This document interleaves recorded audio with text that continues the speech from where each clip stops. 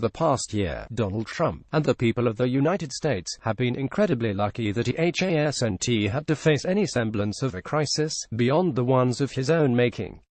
Instead, HES managed to screw up on a daily basis, just by doing the job lazily and corruptly and stupidly. Today he was handed an easy gimme that could have allowed him to look presidential and perhaps changed his fortunes. Instead he took that gimme, dropped it, fell down, and passed out. Due to what is now being described by state officials as human error, everyone in Hawaii was mistakenly sent an alert today, telling them that a ballistic missile attack was imminent and that they should immediately take shelter wherever they could. This set off a wave of panicked chaos. It was 38 minutes later before officials were able to send out another message announcing that it was a false alarm. This was Trump's golden window of opportunity. Hawaii, this is a false alarm. There is no incoming missile. That's all that Donald Trump would have needed to tweet during that 38-minute window. Word would have immediately spread across social media, and the dangerous chaos in Hawaii could have come to an end sooner.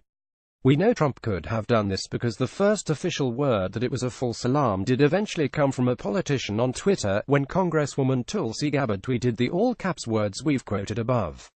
Of course, Gabbard only has 93,000 followers while Trump has 46 million, so his voice could have spread the word a lot more quickly. But apparently he couldn't be bothered. He was on the golf course at the time, which is of course his only real priority. Perhaps his military advisors were afraid to tell him, for fear he would nuke something in return. After all, he is mentally incompetent. But surely hours later, he had been briefed about the Hawaii incident when he finally settled in for a Twitter session. So what did Donald Trump decide to tweet? In the wake of the Hawaii crisis, he didn't bother to reassure the million-plus shaken Americans in Hawaii. He didn't even bother to rant about whoever made the error. Instead, he went on an angry rant about the negative book about him that was released 2 weeks ago. Trump didn't just drop the ball today when it was handed to him. He fell down, passed out, and had to be carried off the court. To keep the sports metaphor going, it's time for a 25th Amendment ejection. Keep up to date with the latest Palmer Report articles via email. Get the latest content first.